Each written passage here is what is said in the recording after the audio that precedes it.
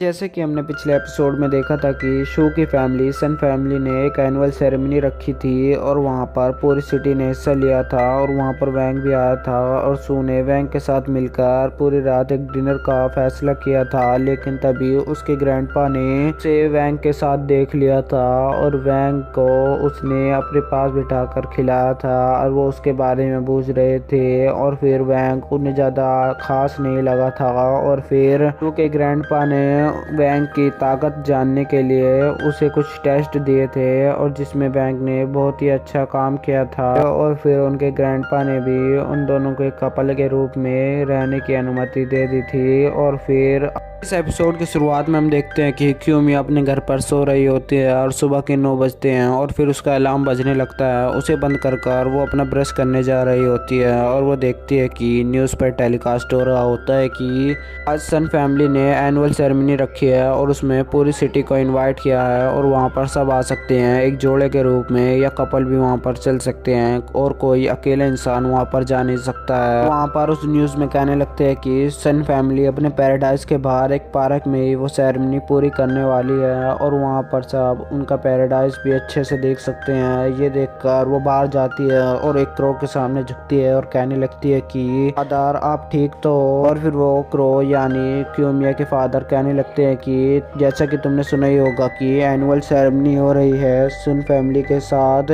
तुम्हारे पास एक मौका है वहाँ जाकर उनकी सबसे बेशकीमती चीज़ और सबसे ताकतवर चीज़ चुराने का और इसके बाद हमारी फैमिली और भी ताकतवर बन सकती है। और फिर वो क्रो कहने लगता है कि अगर तुम इस काम में फिर से फेल हो गई तो ये तुम्हारे लिए बहुत ही बुरा काम होगा। और फिर वो वहाँ से उड़कर चले जाता है और फिर क्यूमिया खड़े होती है और कहने लगती है कि फिर से आज मेरा हॉलीडे बेकार जाने वाला है। और फिर वो अपने कपड़े पहनती है और वो देखने लगती है कि उसे कौन से कपड़े पहनने चाहिए जो कि वहाँ पर जाने वाले लोगों में वो घुल मिल जाए। और फिर हम देखते हैं कि रात हो गई है और फिर वो एनुअल सेरेमनी में घुसने वाली होती है और वो कह रही होती है कि ठीक है अब मैं इन लोगों में घुल मिल कर उस सेरेमनी के अंदर जा सकती हूँ और फिर मैं अपने काम को निपटा सकती हूँ। लेकिन वहाँ पर एक गार्ड आता है और वो उससे कहने लगता है कि रुको आप अंदर नहीं जा सकती हो क्योंकि यहाँ पर एक जोड़ा ही अंदर जा सकता है या और कोई एक कपल अंदर जा सकता है, 2 लोग जा सकते हैं और अकेले जाने के लिए यहाँ पर कोई अनुमति नहीं है। ये सुनकर वो हैरान हो जाती है और फिर वो गार्ड क्यूमिया से कहने लगता है कि ये पहले से ही सिंगल लोग खड़े हैं, ये अंदर नहीं जा रहे हैं, ये किसी का इंतजार कर रहे हैं, तुम इनमें से किसी के साथ शामिल होकर अंदर जा सकती हो और मुझे लगता है कि तुम्हें आसानी से घुल मिल जाओगी। और फिर क्यूमिया उन्हें जानती है लेकिन क्यूमिया ने अपना भेष बदला हुआ होता है और वो उसे पहचान नहीं रहे होते हैं। और फिर क्यूमिया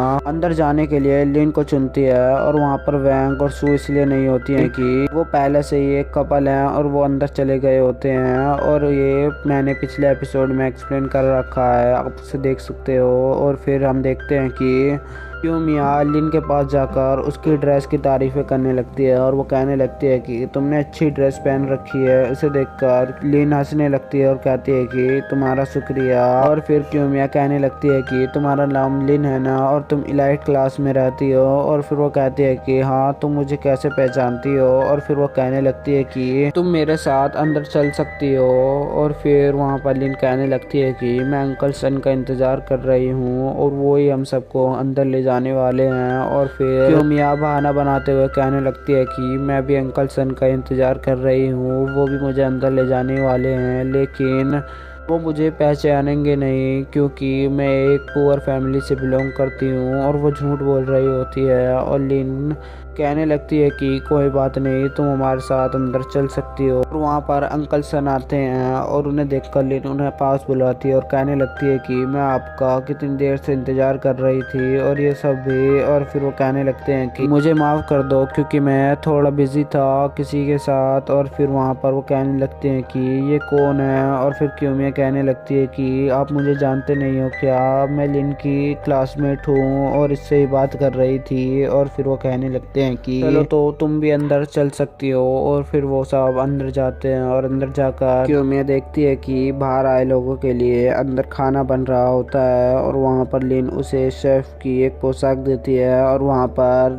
क्यूमिया कहने लगती है कि मैं यहाँ पर क्यों आई हूँ और मैं हूँ कौन और मैं यहाँ पर क्यों आई हूँ। और वो ऐसे ही रट लगा रही होती है और वो गार्ड उन सबको एक ऑर्डर दे रहा होता है और वो कह रहा होता है कि आज मैं तुम्हें अभी अभी 200 डिशेस बनानी है और तुम जल्दी से अपने काम पर लग जाओ। ये सुनकर लिन साफ साफ हाँ कर देती है और वो कहने लगती है कि ये सब मुझ पर छोड़ दो। और फिर वो कहने लगता है कि ये कौन है, ये वही है ना जो मुझे बाहर मिली थी। और वो कहने लगता है कि तुम यहाँ पर कप धोने का काम कर सकती हो और फिर तुम बाकी बची डिशेस को भी साफ कर सकती हो जो कि गंदी हो रही हैं। और फिर वो देखकर क्यूमी हैरान हो जाती है, लेकिन वहाँ पर लिन उसे बचाने की कोशिश करती है क्योंकि वो नहीं लग रही होती है। और फिर वो उससे कहने लगती है कि मुझे नहीं लगता कि ये यहाँ पर काम करने आई है। और उनका गार्ड उन दोनों पर ऑर्डर चला रहा होता है। उसे देखकर क्यूमिया कहने लगती है कि ये क्या भला है, मैं यहाँ पर जासूसी करने आई थी लेकिन यहाँ पर सन फैमिली ने मुझे एक नौकरानी की तरह ट्रीट कर रहे हैं। और फिर वो कहने लगती है कि मैं यहाँ का बदला इनसे ज़रूर लूँगी, जो यहाँ पर मैं पसीने बहा रही हूँ इनका मैं बदला इनके खून से लूँगी। और फिर वो वहाँ पर उन्हें ऑर्डर चलाने लगता है और तभी क्यूमिया ये सब भूलकर अपने बर्तन साफ करने लगती है। और फिर तभी उनको दूसरा काम भी सौंप दिया जाता है और फिर क्यूमिया को दूसरा काम मिल जाता है। और क्यूमिया कहने लगती है कि मुझे पता नहीं था कि सर्वेंट की नौकरी इतनी मुश्किल हो सकती है। और फिर वो भूल जाती है कि उसे यहाँ पर क्या काम करना था। और फिर वो कहने लगती है कि क्यूमिया तुम भूल तो नहीं गई हो कि तुम यहाँ पर क्या काम करने आई हो। और फिर क्यूमिया लिन से कहने लगती है कि क्या मैं बाहर जाकर इनका मेन हॉल देख सकती हूँ। और फिर वो कहने लगती है कि नॉन फैमिलियर बंदे वहाँ पर नहीं जा सकते हैं, जो कि उनके फैमिली से बिलोंग करते हैं वो ही वहाँ पर जा सकते हैं। और फिर वहाँ पर उनका गार्ड आता है और वो गार्ड क्यूमिया से कहने लगता है कि अब तुम्हें बाहर जाना होगा इन तीनों डिशेस में से एक डिशेस को सर्व करने के लिए। और फिर क्यूमिया बहुत बड़ा पहाड़ को चुनती है जो कि कांच के गिलास को एक के ऊपर एक रख कर बना होता है। और फिर वो उसे लेकर बाहर जाने लगते हैं लेकिन वो उस समझ नहीं पाता। और वहाँ पर गार्ड आकर कहने लगता है कि अगर ये तुमने गिरा तो तुम यहाँ से भगा दी जाओगी और तुम्हें यहाँ पर पनिशमेंट भी मिलने वाली है। लेकिन क्यूमिया जैसे तैसे वो उसको उसकी जगह पर रख देती है। और फिर हम देखते हैं कि और वहाँ पर लॉर्ड थंडर आते हैं और वो उससे पूछने लगते हैं कि तुम्हारे पास इतना महंगा ट्रेजर कैसे हो सकता है और तुम वहाँ पर वेट्रेस की नौकरी क्यों कर रही हो, क्योंकि तुम एक अमीर खानदान की लड़की लग रही हो। और उसे सुनकर क्यूमिया सोचने लगती है कि शायद इसको मेरे राज का पता चल जाएगा। और फिर वो वहाँ से भागने का सोचती है और फिर जो डिश लाई होती है उसे गिराकर वो वहाँ से भागने लगती है। और फिर हम वही सीन देखते हैं कि लिन उस शैंपेन से भीग गई होती है और वहाँ पर क्यूमिया उसे उस पैलेस के अंदर ले जा रही होती है। लेकिन वहाँ पर वही गार्ड आता है और उसे रोकता है और कहने लगता है कि यहाँ पर कोई भी अंदर नहीं जा सकता है। और फिर वो कहने लगती है कि देख नहीं रहे हो क्या, इसके कपड़े भीग चुके हैं और इसे सर्दी हो जाएगी। ये देखकर वो कहने लगता है कि फर्स्ट फ्लोर में चेंजिंग रूम है, वहाँ जाकर तुम चेंज कर सकती हो। और फिर क्यूमिया उस पैराडाइज के अंदर पहुंच जाती है और वहां जाकर वो लिन को अकेला कमरे में चेंज करने के लिए छोड़ देती है। और फिर वो कहने लगती है कि यहाँ पर बहुत सारे रूम हैं और उसका फादर का प्राइवेट रूम कहाँ होएगा। और फिर वो सोचने लगती है कि सन फैमिली के प्राइवेट रूम कहाँ होगा जहाँ पर उन्होंने सबसे अच्छी और सबसे शानदार चीज़ रख रखी होगी।